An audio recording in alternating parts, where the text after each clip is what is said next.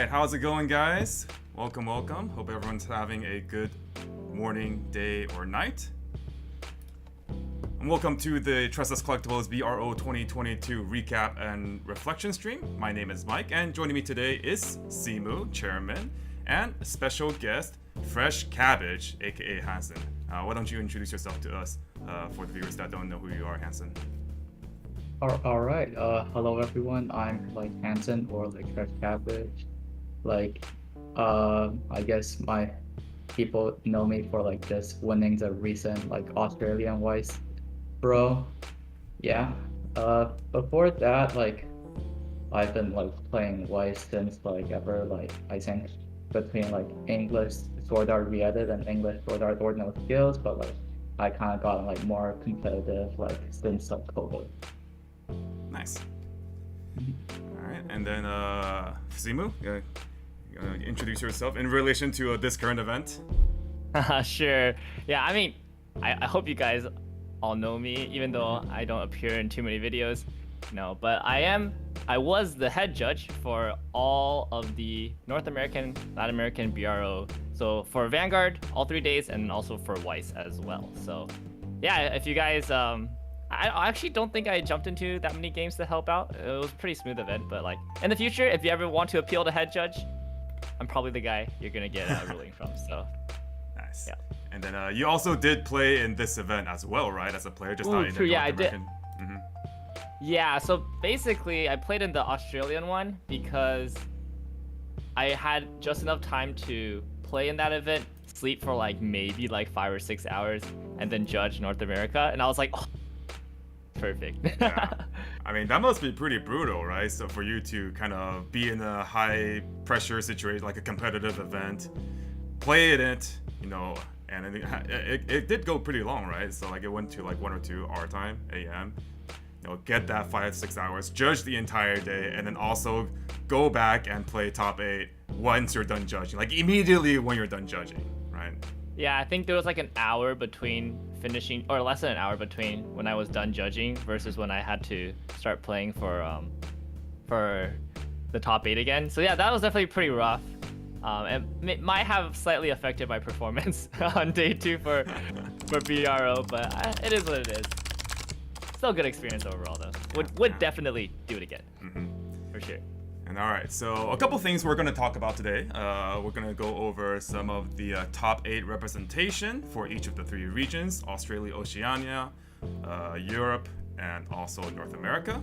We're going to be taking a look at both Hansen and Simu's top 8 deck lists, some of their matchups, and just anything they wanted to go over in terms of how their decks performed. And then we're also going to talk a little bit about the meta in general, and then we're going to go over some loose ends and pieces about maybe some comparisons between the last BRO and this BRO. So let's go ahead and start with the deck lists. So we'll go ahead and look at Simu's first. So you guys see on the screen, we have here Simu's Twitter post about his top 8 Australia Oceania finish. So if you want to go ahead and lead us into that, maybe talk about a bit about your experience. Yeah, for sure. So the list should be no secret now. There's already a deck profile on this channel. There's a combo video on my personal YouTube channel. I think if you want to figure out how the deck works and kind of stuff like that, better if you guys watch those videos. I don't want to spend too much time. I kind of want to talk about matchups because as you can see on the Twitter post, I played a lot of rubies that day. It was a lot of rubies. And it was really funny because the ruby matchup for this deck was it's just so free. How unfair it is for ruby, because ruby has no way of interacting with you prior to level 3 in any meaningful capacity, and all their level 1 combos that are commonly played are all on reverse.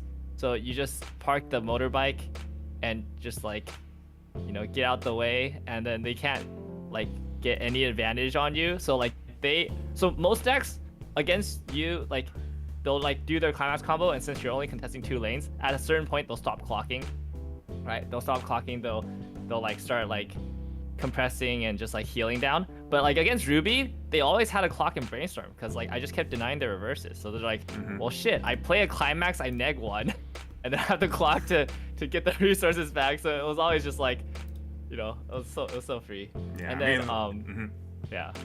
Yeah, like you said, like if they go with either the John level 1 combo or the Ruby level 1 combo, either way they have to get reverses, and the deck's natural inclination to only field 2 characters alongside the motorbike Mitsuya allows them to just have a really rough time. Especially given the timing of like how the John has to assign his targets before you get the action on using the motorbike. So they're forced to basically split it.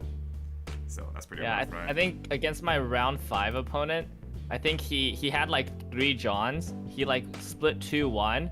I like tucked the 1 with 2 and I countered the 1 with 1.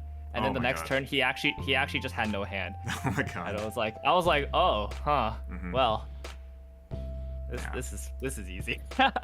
So I think if you don't like Ruby, if you can't beat Ruby for whatever reason, this is the deck to play. I don't think this deck can lose to Ruby like in any capacity. And then as you can see, I also won 2 games against Danmachi. I do think the Danmachi matchup is also pretty in my favor. Mostly because like Danmachi gets a lot of advantage from being able to loop climax combo and then kill things like for cheap. But in our case, since we're only committing a board of 2 units, it's easy for us to rebuild our board and to compress.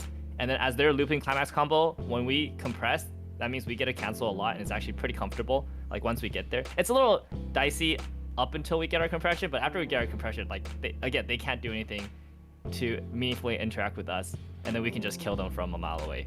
So that was also a pretty good matchup. So I actually think my Swiss rounds were very favorable for me. I do think that without these matchups, if I had played more Hololive or Mushoku, it would have been a lot harder for me to make top 8. Yeah, so I was do definitely very blessed. think, at least the way the deck is built right now and how the deck is in general, if you're playing against a lot of standby, the deck is just naturally a bit harder and hard pressed to do its game plan, because you get a lot of advantage off of double fronting profitably, or even having one front profitably.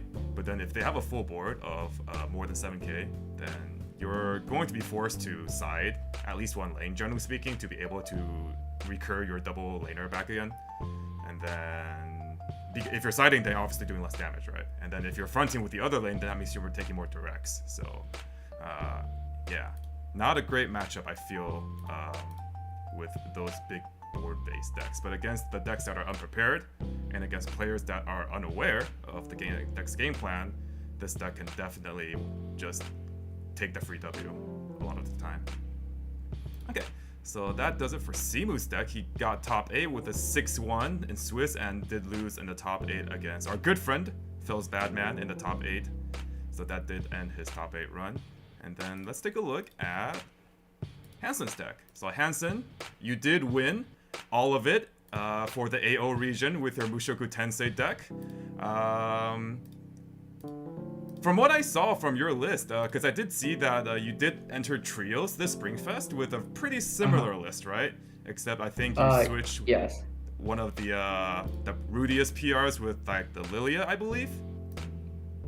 Yes, like I think from my testing, like I feel like this Rudius PR isn't like really good in this like current meta anymore. Like as like Hololive, there's like more and more players playing Hololive. I think the Rudius PR is just like really bad in that matchup, because like when they like only field one character, it's usually like either the Aqua or like the other like on desk like the Akiros salvage.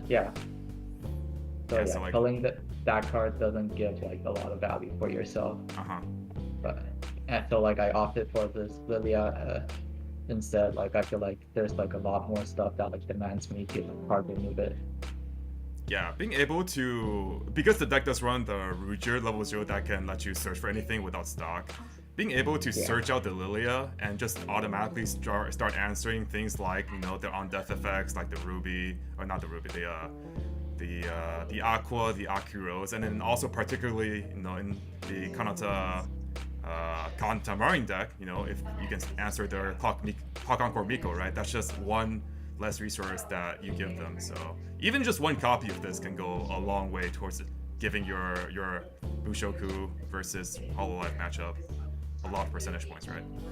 Yeah, like it definitely came up a lot during like my rounds against like Hololive in particular, and like I think Hololive is, especially the Kantamari deck, already kind of struggles with Mushoku because they have like no way to like contest board at level 1 against Mushoku's like level 1 board, and if I like further denied them like the resources early on, I think they'll have like a really hard time to like set up like their like triple conflict boards.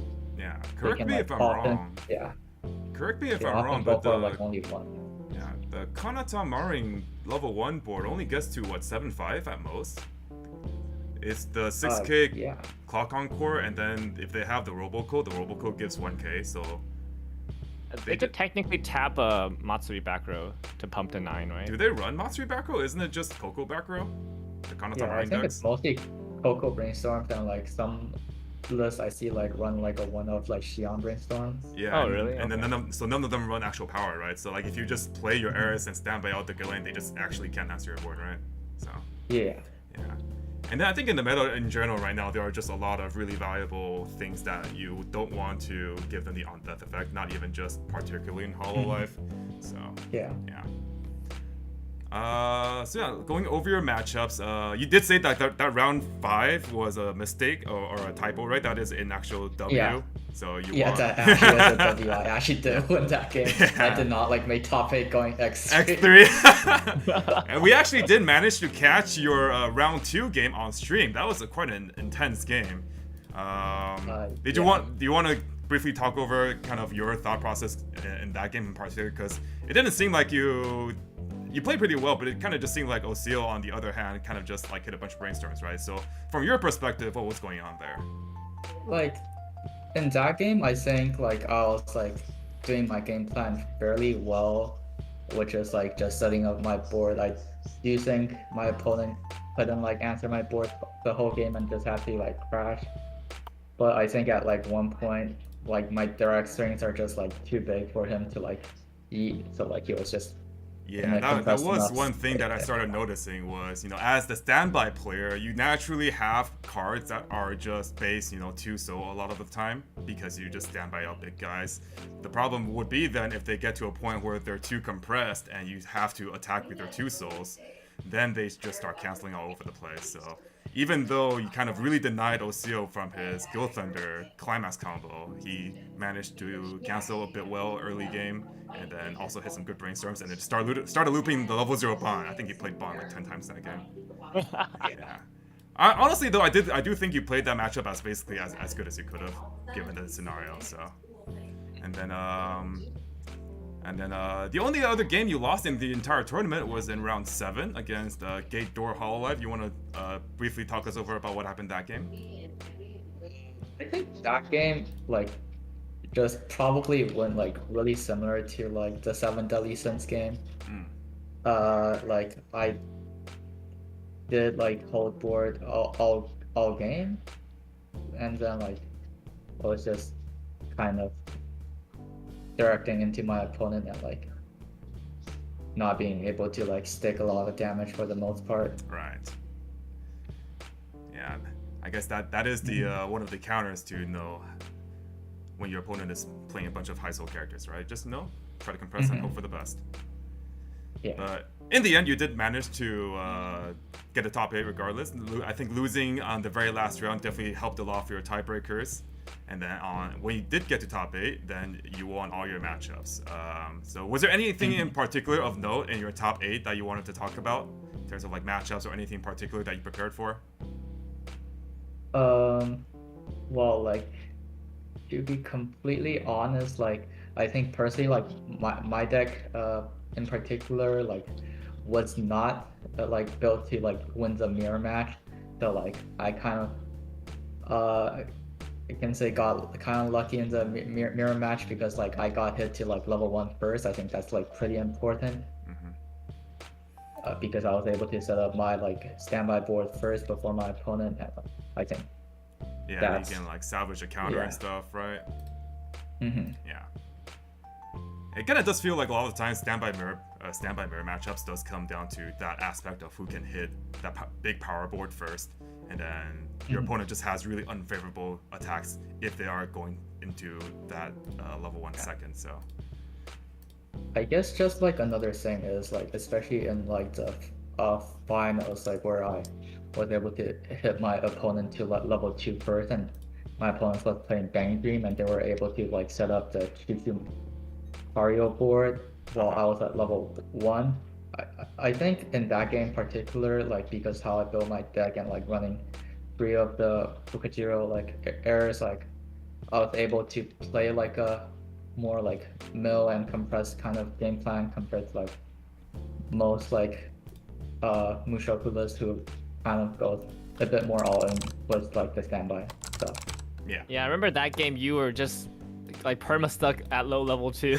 They're like triple canceling every single turn until he finally hit you to 3. Yeah, everybody was like, wow, this guy is just not playing a standby deck anymore. What's he doing? Hey, I mean, you play to the outs, right? Not just because you're a standby board doesn't mean you have to just play big guys and swing vanillas. Hey, you still have a lot of really good utility cards you can utilize, right? Roxy Brainstorm and Style Established Brainstorm, you still have the utility of, like you said, the Fukazero eras. So, definitely played a very well played game there. And every game I watched you, and I think you just no disagreements there. Yeah. So congratulations on the first place finish. And then let's go over some of the more broad aspect of BRO. Let's take a look at the representation and total players for each region. So let's start with North America. The total number of actual players that actually played was 125, and then we have the top 8 finish here. We have 3 Hololive, which all happen to be Kanata Marang. I think they were basically all the same list. 2 Mushoku Tensei, both were 8 standby. 2 Rubies, both were choice into split standby between the level 3 Pura and the level 3 Ruby. And then we have 1 Danmachi. So what are you guys' thoughts about this top 8 breakdown? Any surprises? Anything unexpected, or was this about in line with what you guys would think? I mean, I feel like for the most part it's pretty to be expected. I think like almost everyone expected like Hololive and Mushoku to do extremely well into this World Tournament, and like we see like they're the most represented decks in the top cut. Mm-hmm. Yeah, I think definitely everybody saw this format or this meta as Hololive Mushoku, with Danmachi being like kind of like the potential tier 2 threat that could challenge them, at least in terms of board power, and because the bells just hit ridiculously high, right? But I guess the question was like if there was going to be a fourth deck or that would be able to contest. And I think if you would just going by like BRO 2021 stats and numbers, you would think it would be Slime, right? You would think that there would still be a number of Slime players who are still like doing well, but I guess seeing the 2 Rubies is a little bit surprising, at least to me. Especially, I guess the climax spread is kind of weird. Like the split standby. I don't think I've ever seen Ruby players play split standby before. Yeah, well, it does it does happen to be that both of the Ruby players are from basically the same locals. Actually, our locals, SoCal players. Yeah. So very likely that they've worked together to create, kind of the similar deck concept. Yeah. I do think that Danmachi in particular, obviously has a good matchup against Mushoku, just being able to break its boards. The level 2 doesn't really quite match up to Kanata's power line, but I do think that Danmachi still has a really good thing going for it in that particular matchup, which is specifically the level 0 Aina bottom deck bomb. Like we mentioned earlier, how being able to permanently remove characters right now is really good. Danmachi has the ability to run a lot of the Aina bomb, and then just being able to, if you have even one, right? Let's say you go first and play something, and then they attack with like an Aqua and an Aki Rose, right? Pretty standard turn 1 lines. If you have an Aina drop search, you can drop search for another drop search, and then you bomb both their lanes, and then they just have no resources left, right? So in that aspect, I do think that Danmachi is pretty strong if you build it towards, that level 0 counter. So even though if they do set up the Kanata Maring at level 2 and you can't quite deal with it, hopefully you'll be able to just outpace them in terms of resources early on so that they're scrambling for resources after that, right? So, yeah. So for me personally, it's no surprise that I think Damachi did not only had pretty decent representation from what we saw anyways on the streams, but also did got a top here. Yeah. For sure. For Europe, we had 67 players, 3 Hololive. This time the Hololive lists were pretty varied. There was 1 Kanata Maring and then 1 Botan Nene and then 1 Korone Rusha. 2 Moshokus, both 8 standby, pretty standard. And then 1 Tokyo Avengers with the dual lane Chifuyu Baji. That was piloted by not one of our play group, but by Christian from Europe, who came up with a very similar idea. And then 1 Slime with 8 choice from a player that is very well known in the competitive community that for playing pretty good, being a good player and really liking Slime, I think. So, any surprises here? I think in particular for me, I think the Botan Nene list is very spicy. Very spicy. Yeah, I'm pulling up this list right now. What on earth? Yeah, I managed to catch like a stream of I think when it was broadcasted, either in Top Cut or maybe it was in Swiss or something. So I did see the board setup, and it was pretty dank. It was like two Nenes, and they are running the tools to make it work, right? If they did want to make it work. It looks like this deck's pretty all in on the like the memory concept for Hololive. Yeah. Yeah. I mean that's Gen 5 for you, right? It's all memory. I will say that I like the leaning into the Hololive 5th generation event. I think this event is severely underrated by basically everybody just because Gen 5 is a pretty weak package overall. But I have been testing that event in just like memory marine decks, and it's like super useful for not only saving like a card that you want to keep on the board, whereas like Bolton level 1, like it's just a 7k attacker next turn. So if you encore it with the event, it's pretty good, right? You're level 2 or at level 2 you can save your Polka or your Nene, I guess. In this case, obviously Nene already has hand encore, but like it's just like an additional layer, and it also gives you a filter, which is like really useful, so that you don't have to like you can always like get another piece that you need. Yeah. So definitely think that event's really good. I'm glad to see it at a high copy here. For me, I do wonder about, because they are running 2 of the 2/2 Botan back row attacker. I'm very curious as to how that card performed, because it's a card that I've always wanted to try making work, but it just seemed like the resources that you needed, the prerequisite of needing 3 or more memory was always a bit too rough on it, and also probably just needing to run standby, which in Hololive is not particularly great. But I wonder if that card was like one of the cards that definitely pulled out a lot of work, because it's definitely the most unique part of this deck, I think, in terms of doing something else.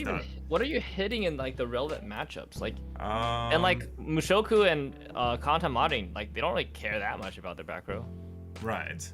I kind of feel like you're maybe hitting like their brain, like Kanata Marin, you hit their Coco Brainstorm instead of the 1/0 Miko.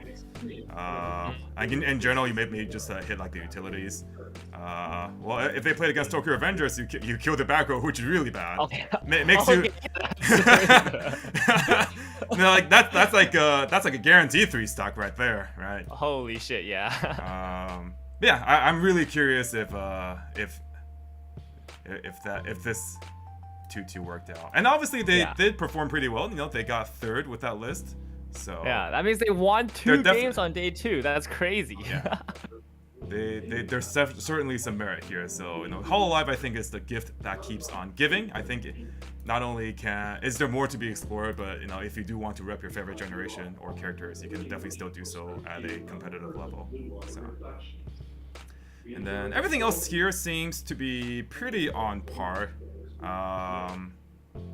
Yeah, let's go over to AO. So Australia Oceania was both where Hansen and Simu top. So as we can see here, Freshcabbage with that 1st place finish with Mushoku 8 standby.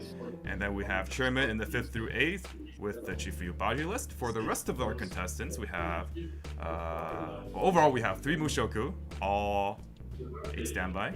1 Bane Dream with the traditional Nanami Mashiro list. One Danmachi, one Hololive with Botan Marin, one Tokyo Avengers, and one Slime. And the Slime was another 8 choice. So something I thought was it? It's 8 choice, right? No, I'm saying like no 8 standby slime at all. Yeah, that's what I was gonna mention, because like 8 standby won last North American regionals, didn't it? If I remember correctly, right? Yes, that's correct. Or the last BRO. The last BRO, yeah, the last BRO, 8 standby for won. NA. Yeah. So like not even that, but as far as I could tell, granted I wasn't able to watch all the streams, but I don't even think we saw a single 8 standby slime. I could be wrong. I didn't feature any for North America for sure.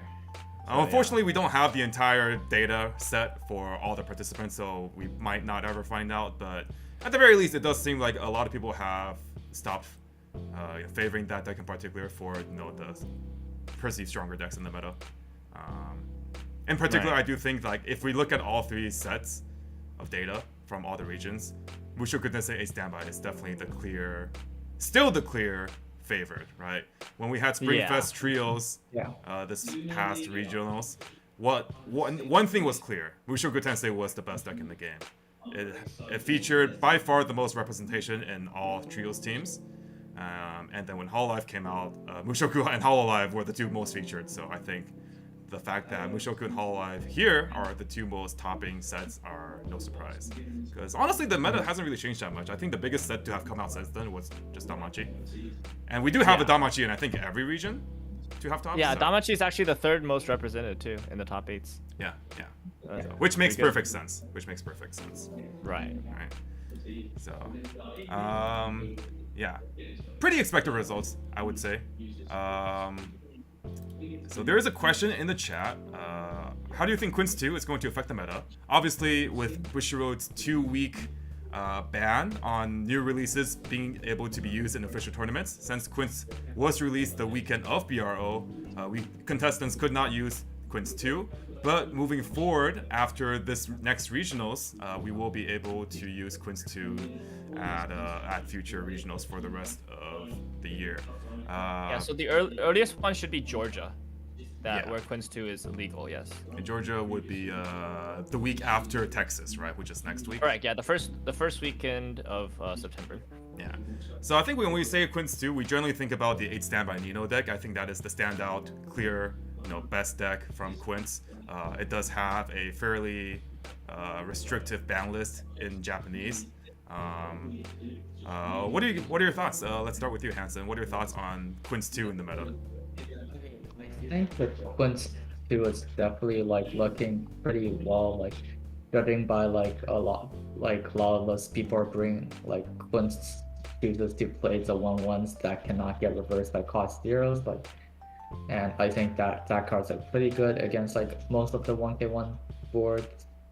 And in the standby matchups per se, Quints does really well in building a formidable board at level 2 from shuffle and black, your Nino to get 12 standby triggers, and you can basically build a board that even most other standby decks can't contest. Yeah, I personally think, having played with the deck so far, its 2 biggest strengths are definitely the fact that it has the 2/2 Nino being able to immediately challenge your opponent's board the turn you play it, compared to other standby mirrors where, like we just talked about, if the player going first to level 1 sets up the board, it's really difficult for the player going second into 1 to contest. But for Quints, it's not necessarily the case because they can immediately standby out the 2/2. And then you do have some various tools to be able to pump your 1/1 Nino to be able to reach 9k. If you have, for example, the Nino bounce back that gives 1k, and then you have the Itsuki clock bomb giver that also gives 500, you can make your Nino go to 9k, which can just not only deal with another standby target, but also send it to clock, which lets them not be able to recover it. So if we talk about specifically in the Mushoku matchup, right, the 2/2 will be able to answer any 2/2 Gallane that they may or may not put in the front row. Otherwise, it'll deal with any 1/1 errors, and then one of your other 1/1 Ninos would be able to deal with another 1/1 errors. or at least force a counter, right? And then, like you said, for the 1k1 matchup, I think the 1-1 unreversible is extremely good, especially against the likes of Danmachi, whose strength is really beating your opponent's board, but then they can't beat your board if your board can't get reversed, right? So, yeah. I think the best way to put the Nino standby deck is that it's a standby deck that's also good against other standby decks. Because of all the reasons that you guys have just stated, so I guess going back to the original question, will we see less Mushoku? I do think we'll see less, because I think a lot of the Mushoku players will naturally either transition to Quints or at least try out Quints, seeing it is a very strong meta pick. And so I think it just necessitates that there's going to be less. But I think Mushoku is going to be completely out of the meta? Probably not. I think Mushoku still has its strengths that it brings, and it still is definitely going to have its players who are just committed to the deck. And I don't see Quints like completely shoving Mushoku out of the meta at all. Yeah, me neither. That's my opinion. Yeah. At the very least, with Mushoku in particular has an easier time compared to other standby decks of recuperating its board, because it has a lot of ways to just give Twin Drive with the 3/2, the level 0. So your deck is just more favored to trigger more standbys. So there have been plenty of times where I was playing against Mushoku, I wiped their board if I'm like playing Daydream or something, right? And then the following turn they just set up their entire board again. I'm just like, oh, okay, wow. But another deck that I think is pretty good for Quints, though probably not as hyped up as 8 standby, would be the 1k1 variants. Each get finisher is still fairly strong. You also have the new 8-door Itsuki build that allows you to get a lot of hand size. The on attack effect lets you get a bunch of cards, and then the new Itsuki finisher is pretty reliable at being able to deal a lot of instances of damage. I do think that a lot of people might also try that out. Maybe especially if I think in a game of Weiss, there's going to be people that favor other characters. Maybe they don't like Nino, so they want to play someone else. They like Ichiko or they like Itsuki or something. But either way, I think Quints is definitely a force to be reckoned with, especially given how popular the IP is and how cheap the cards are. So definitely be on the lookout for that. Another question we have in our chat is, with Tokyo Revengers being mostly ignored in Japanese and new decks being featured by Western players, likewise, do you think there are other sets that we may not have fully explored or realized? You guys want to, Simu, you want to start with that? Yeah. So I do think Tokyo Revengers is a bit of a rare case for the West. In general, when sets come out in JP has a larger player base, and they do get more time, I guess, with the set before we do. So by the time we get it, it's unlikely that there's been something that's good and hasn't really caught on. I actually do think this Tokyo Revengers deck that being good is just, I mean, this is the first time it's really ever happened where I mean, there's happened before where the Western or the global player base comes up with like a tech or some kind of innovation on a existing deck that improves it over what the Japanese, I guess, metagame had developed. But this is like the first time where it's just straight up a deck that's like never seen in Japan before, right? So I think there is a possibility that other sets could have this, but it's not very likely. If there is more innovation to be done in English meta, it would probably be with the English originals. Like, for example, what we saw with Ruby this past BRO, people are still innovating on that list, and the list that did top looked very different from the lists that were being played, just last BRO, or even some of the lists that I saw during Springfest. So yeah, I think that's probably more where you'll see a lot more, I guess, work being done. But as in terms of just like do I think we're gonna come up with like a brand new Quints build with the new set of Quints? Probably not, right? So yeah. What do you think, Hansen? I definitely agree. I feel like we haven't seen like the kind of builds, like for example, like the Ruby builds. We have never seen these builds before this event, and like people are still like constantly like exploring different options. And we can definitely like look forward for like more innovations to come with these like English original sets. Mhm. Yeah, it's the Tokyo Revengers set. I think it's a very curious case where Tokyo Revengers is actually originally scheduled to be a simultaneous release between English and Japanese. They were both supposed to come out in May actually, but then the English set got delayed by 2.5 months. So, but the time gap between Japan getting it and us getting it is actually only 2.5 months, whereas other sets traditionally have had a lot more time in Japan compared to the English release. At the same time, I do think that Tokyo Revengers in Japanese, especially with how much of a higher level decks are in Japanese right now, Tokyo Revengers just doesn't really stack up very well in the Japanese format in comparison. When you match it up against decks like D-Side and Love Life Superstar and Assault Lily, those decks are just on another level. It makes decks like Mushoku Tensei look like they're not super good like it is in the English format, right? So I do think that there is another aspect of that. Players can only spend so much time on a given set before they give up, right? And I do think that there is obviously possibilities that people explored with this dual laner build in Japan, but given how hostile it is in Japan, the overall power level, it's very understandable that they didn't give it more thought, or honestly, probably tried it and just deemed it not good, right?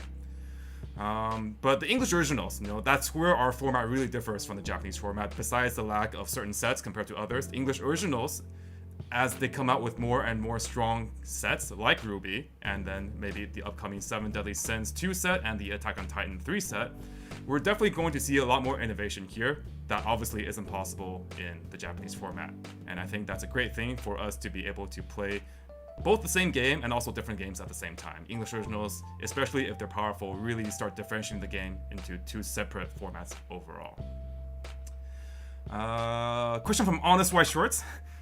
If Mushoku Tensei got hit the same way as it did in Japanese, what would you change? So let's ask this to Hansen. Let's say in a theoretical world,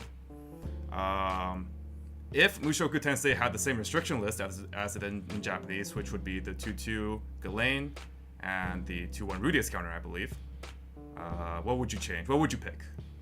I mean, I think like I would definitely pick the 2-2 Ghislaine. I think that card is just like too integral for like Mushoku's game. It's like almost like it's almost like part of the identity that like what makes like Mushoku like good.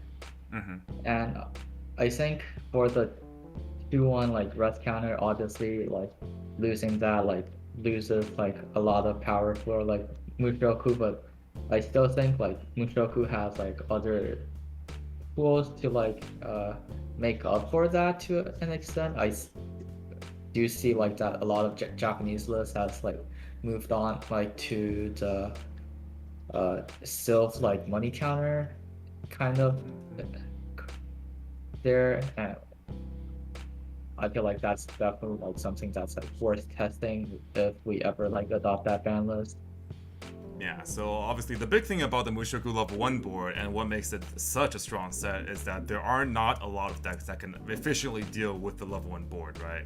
And especially if you take away the 1000 power pump from the 2-2 Ghislaine and your Eris 1-1s are only 7-5 without hand on core, being able to contest 7-5 is leagues easier than being able to contest 8-5s, right? So it doesn't matter if you have rest counter in your build if you don't have a board, right? So I think that makes quite a bit of sense. I guess let's throw out a theoretical.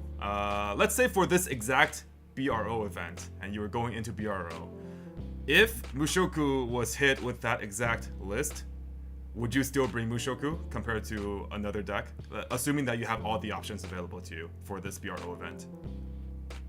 Like I think like without the rest counter, I think Mushoku do become like quite a bit worse, and like I probably would lean closer to like maybe playing like Hololive, because I think that deck is also like just really strong at this minute right now. It's really hard to turn down Hololive, right? It caters to so many different styles. the Kanata Marine deck in particular, it's really hard to play around if you don't have your deck tooled out against it. And it's just a very snowbally deck that can get out of control extremely quickly, right? Yeah. So. And all right. So for our last segment, I kind of wanted to talk briefly about the experiences you both had, both as players and then for Simu specifically as a judge. So for BRO 2021, I think one of the things that people talked about was that the event went for very long. I think some of the wait times for the players were a bit long. So how did that compare for you guys this time around? How was the tournament organized? Was everything smooth? Was there any issues? I think like for the most part the tournament went pretty smooth. I think there was like maybe a round or two like that, like there was like 1 or 2 games that went like a bit extra long because of like some in-game issues and like judges giving extra time. But like apart from that, like I think everything else like went pretty well. Which regionals did you play in, Hansen? Just Uh, AO or? I play like AO and like a bit of an A. Okay, I see. Do you feel like there was a big difference between the way AO was run and the way NA was run?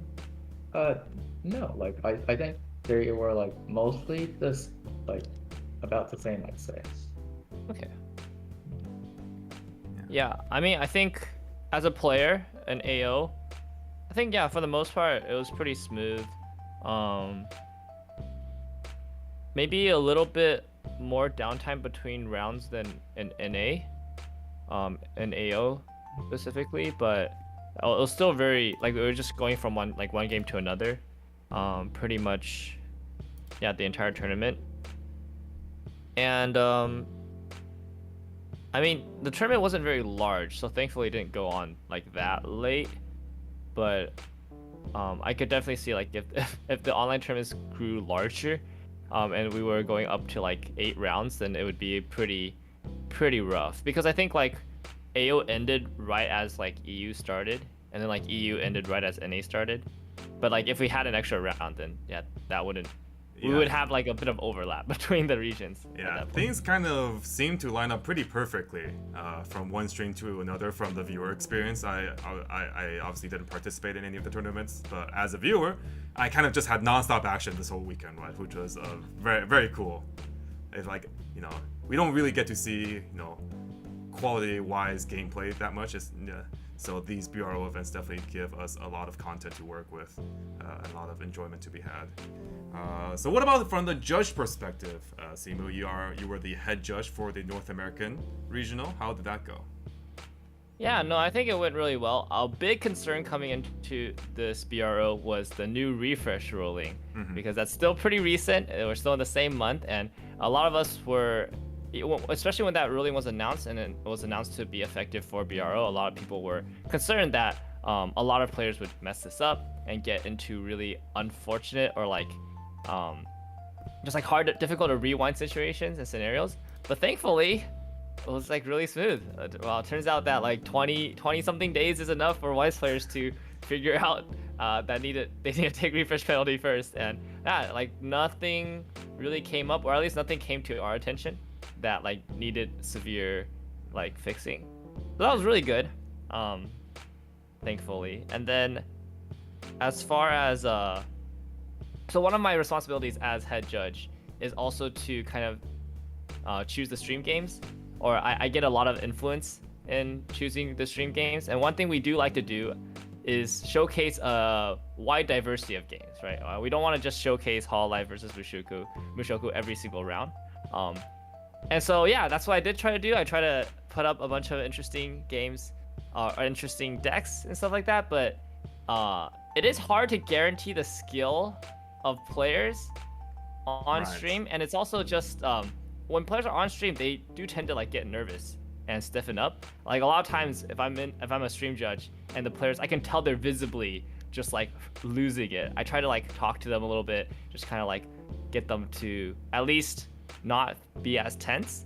But we definitely did have some serious nerve issues, at least from what I could tell. I do for think, NA side. I do think, I think a lot of a big aspect that viewers probably don't give the players credit for is that not everyone can handle the pressure, right, of being on stream for a very important event, right?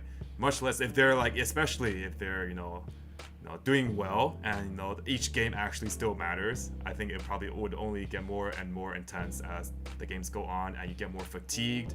You are sitting down this entire time in front of your computer. So even if you are in a home environment, it is still playing and things are on the line. So I think do keep that in mind when you watch future online tournaments. While it is a competitive event, everyone is human and these kind of mistakes can happen. Such as right. That Tokyo Revengers guy killing himself. Yeah.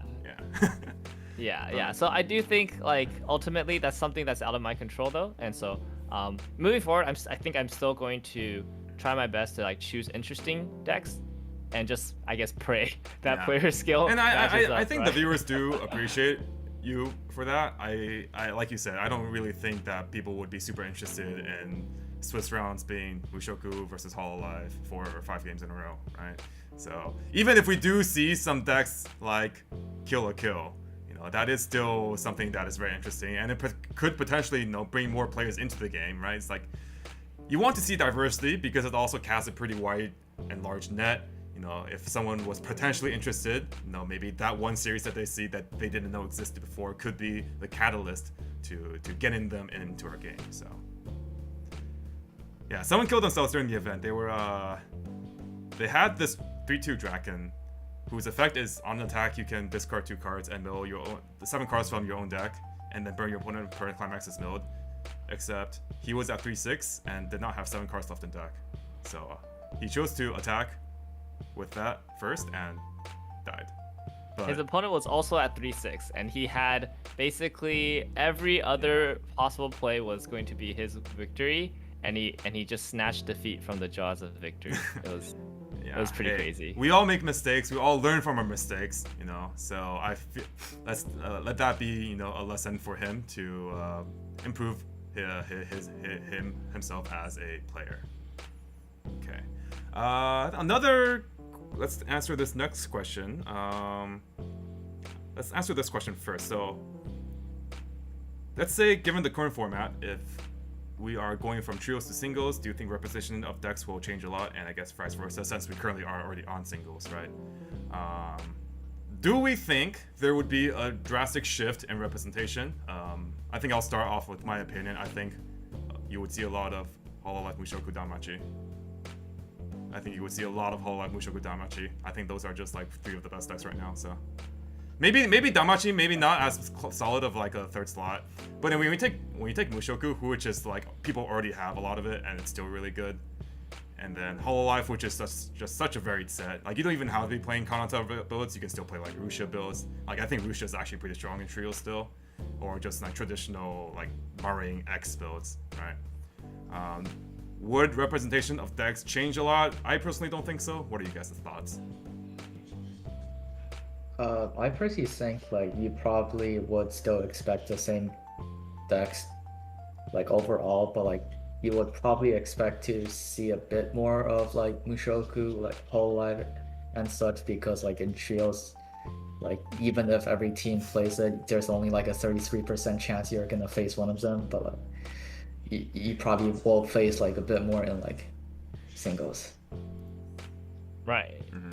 Yeah, I think trios actually, the numbers for trios should be underrepresented for the top decks, because again, there's 3 people on the team. Somebody's gonna have to play something that's not Mushoku Hololive, right? And then back then there was also pre-Danmachi, and then like Kaguya was still kind of like people still considered it to be maybe okay. On the Kaguya's gone. Like Kaguya's not okay. you will not see a single Kaguya player in top for like the rest of this year probably. So yeah, I think it's just there's just gonna get even more, and I think especially Hololive, because like Mushoku is just gonna be the same deck as you've seen like for the past year, but Hololive is people are still innovating, people are still trying out new things, like Darcy's Kanta Marine list, which is even like further innovations from the Japanese lists. Of course, Japanese people have, or Japanese decks have the premium collection, so it's kind of like innovating backwards. Like we don't have some of the new cards, so what kind of old cards can we play to do We that? won't get it soon, so. Yeah, premium Well, we booster. won't get it. Premium booster comes out at the end of September, so 2 weeks after the end of September will be when people are allowed to use the premium booster cards. Right. Yeah. So about half of the VCSs Yeah. will be. Importantly without for premium collection. us, it'll be legal for California, which is in December. Correct. Yeah. So, Yeah. And so I think even like by then, like we're gonna see even more Hololive innovation, right? Like so while it is true that like Mushoku Hololive are gonna have crazy representation, when we say Hololive representation, that can really change depending on like how players are adapting with the new cards and also like with the meta. So it might not be the same kind of Hololive deck by the end of the season. yeah.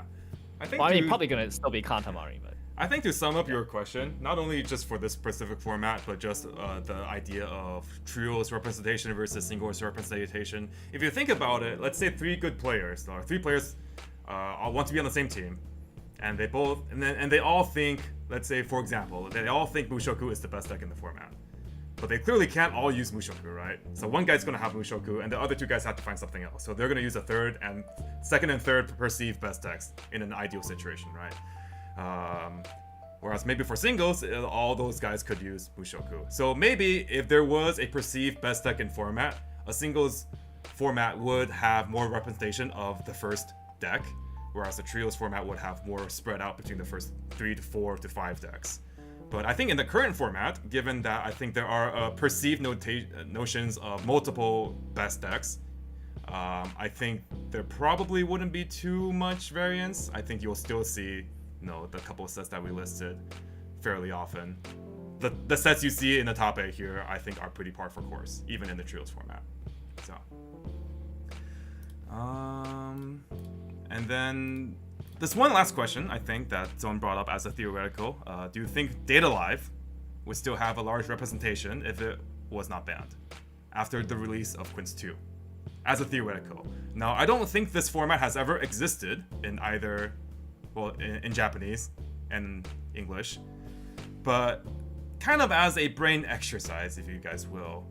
If Data Live is unrestricted in the format that Quints 2 is out, how do you guys think that deck would fare? You don't really need to be afraid of answering incorrectly. I don't think there's a correct answer, but just your initial thoughts on it. So I guess kind of a hot take. I was kind of in the notion that when Data Life got banned, it was already starting to fall off a bit in the meta. And so I think if we were to have Data Life full power today, it would probably still be playable, but I think it would struggle a bit against all these top standby matchups. Yeah, I agree and disagree. So I agree that the deck that we left, or the deck that was the last played before the ban list, would definitely struggle now. Just because, that deck was taking advantage of being the only good deck that could do what it did at the time to shove all the other decks around. But now that there's other really powerful standby decks, I think if Daylight Live would be unbanned, I think it would be really good, but it would be very different from where we left it. It would have to innovate. I don't think 2/2 Toka would ever be the play anymore, right? That's one example. There's no way you can protect that card with this current meta. But I do think with some innovation, that the deck could become a top contender.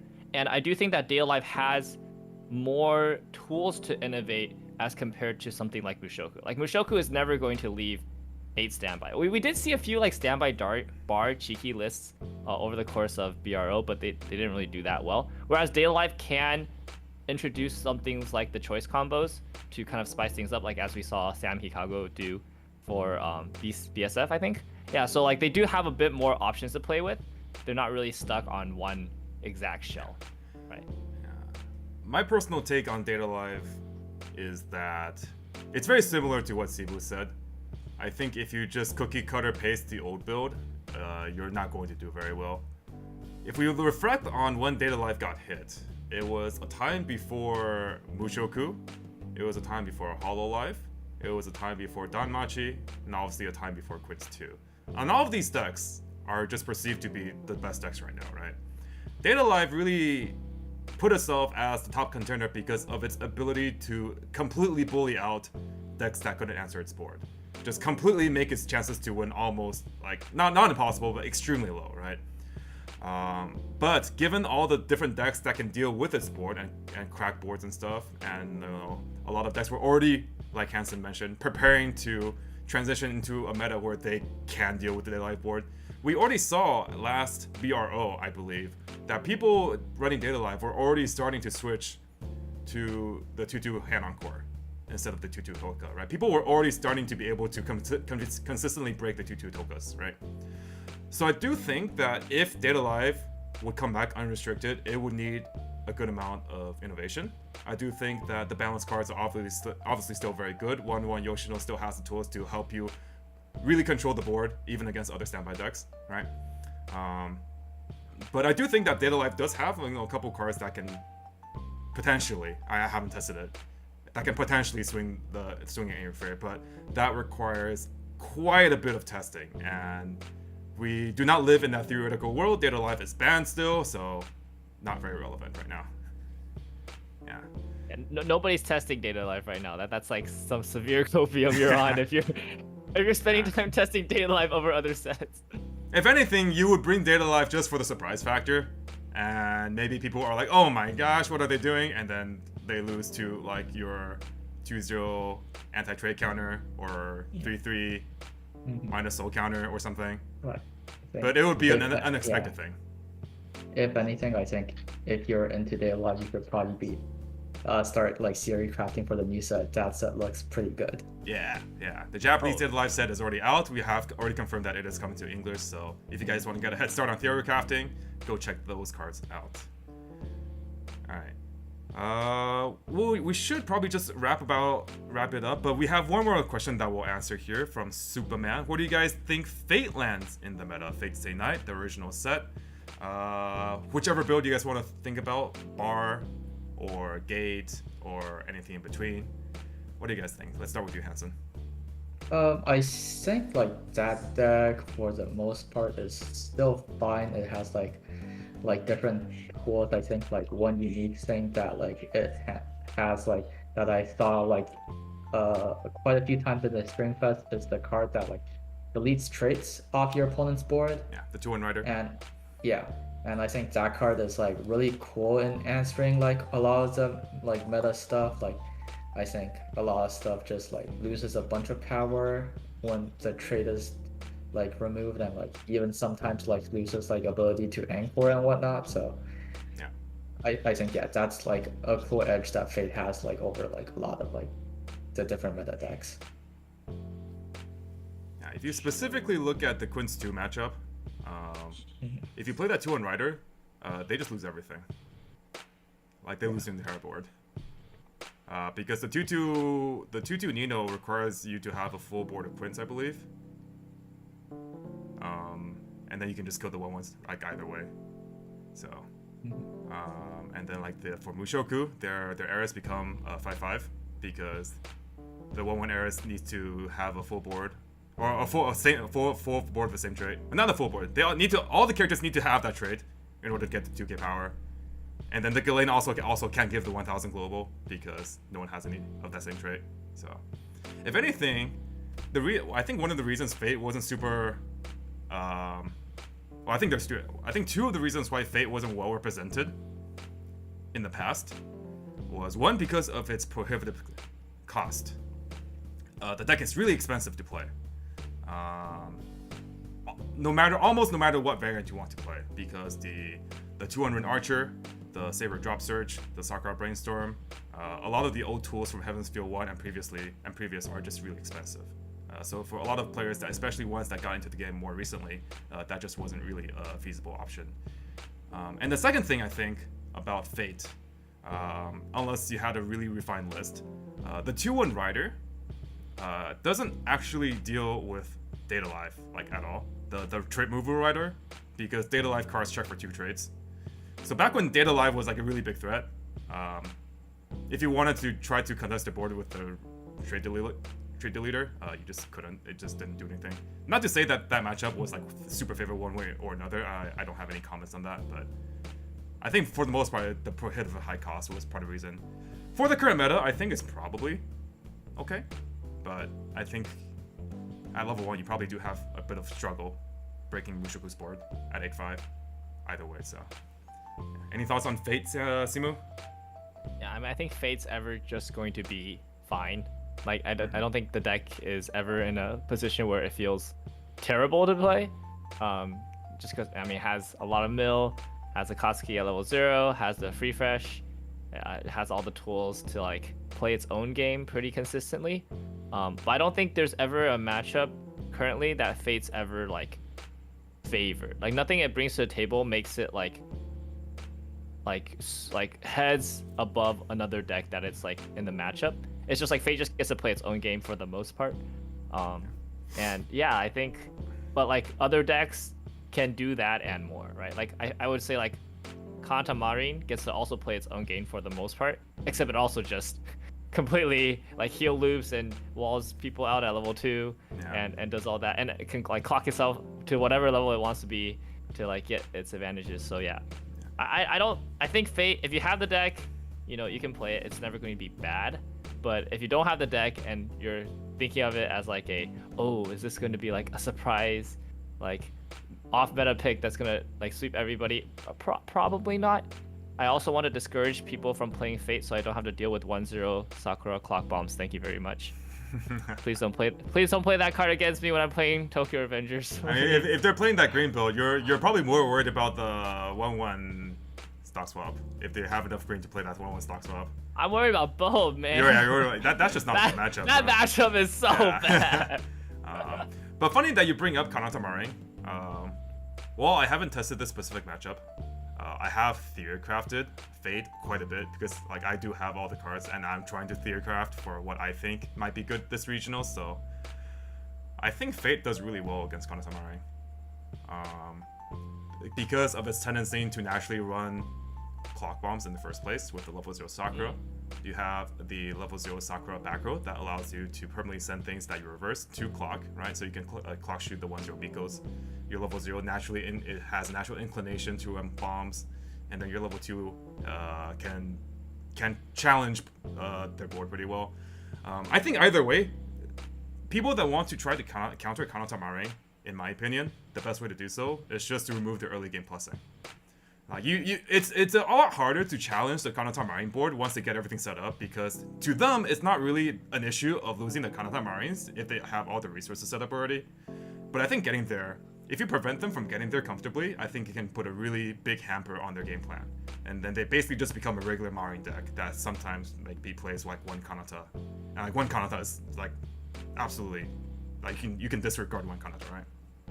Yeah. But I mean, I would be very surprised if Kanata Marin can play the same list it's playing now and get away with it, like come BCS. Because I think people are already starting to attack against it, and then it's like it's so easy to hate the deck the way it is now. I think if they continue to do it, like they're gonna get punished. I think they need to be innovating at this point. I think building more. I think the problem with Kanata Marin is that the counter to Kanata Marin is not necessarily a counter that you don't have to run bad cards to counter that deck.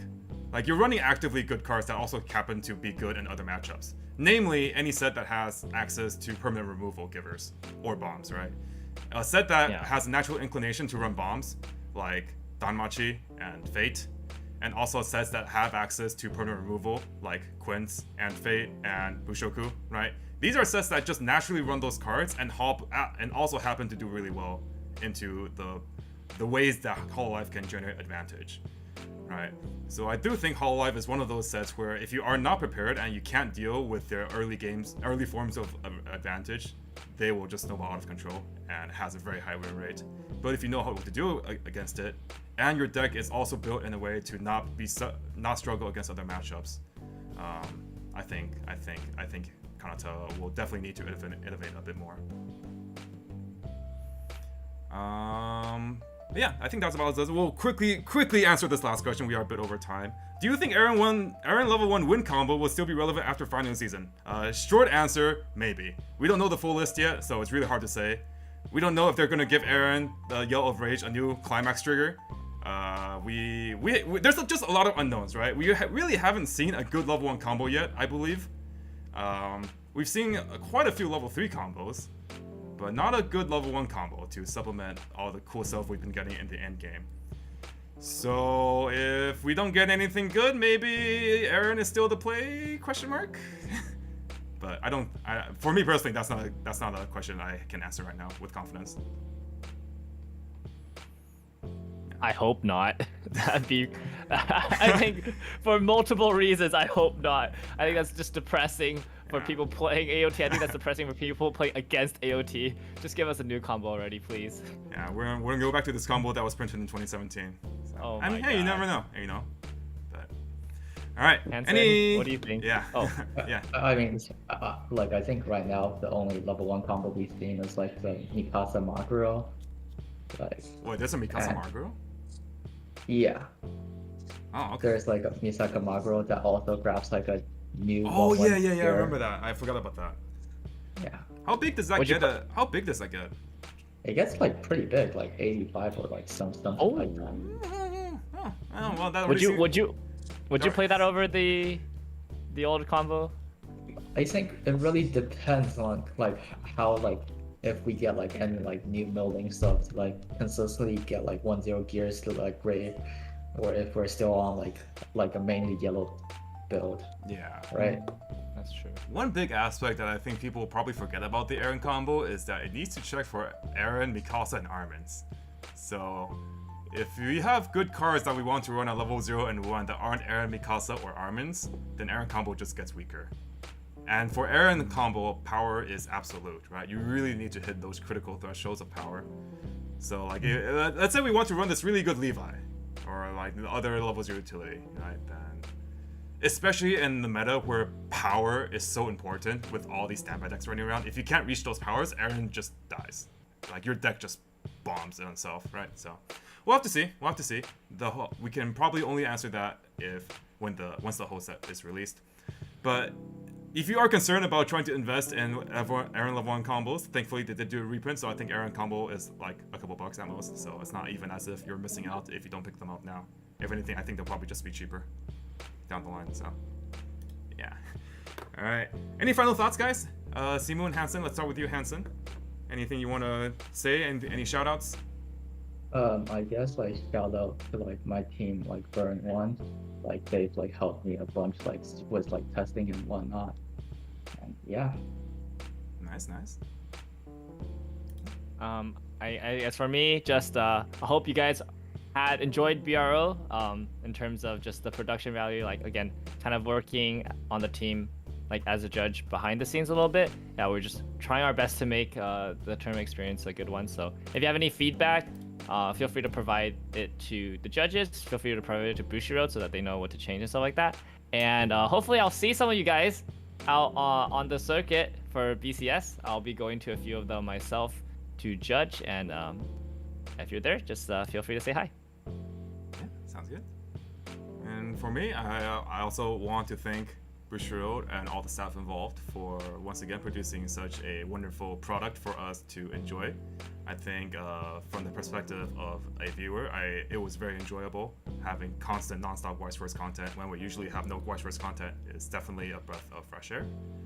And I hope to see more of this in the future, even though we have regular physical regionals now. I think there is definitely a great plus for there to be also online regionals. It gives a lot of people the chance to participate in these regional events or competitive events that normally wouldn't be able to, like travel if they're in another country. Being a worldwide event really makes everything a lot more accessible. So yeah, and then thank you to Hansen for joining us today. I know it was pretty short notice, but thank you for coming once again, and congratulations on your first place finish, and hopefully you can find continued success in the upcoming BCS circuit. Yeah, thank you to you guys as well for like having me. All right, so that does do it for our live stream today, covering the BRO 2022 series of tournaments. Upcoming is going to be more Quints content for you guys on the channel. We are going back to our regularly scheduled content on Wednesdays, Fridays, and Sundays, so look out for that. But until then, this has been Mike, Simu, and Hansen on the Tressa's Collectibles channel, and we'll see you guys in the next one.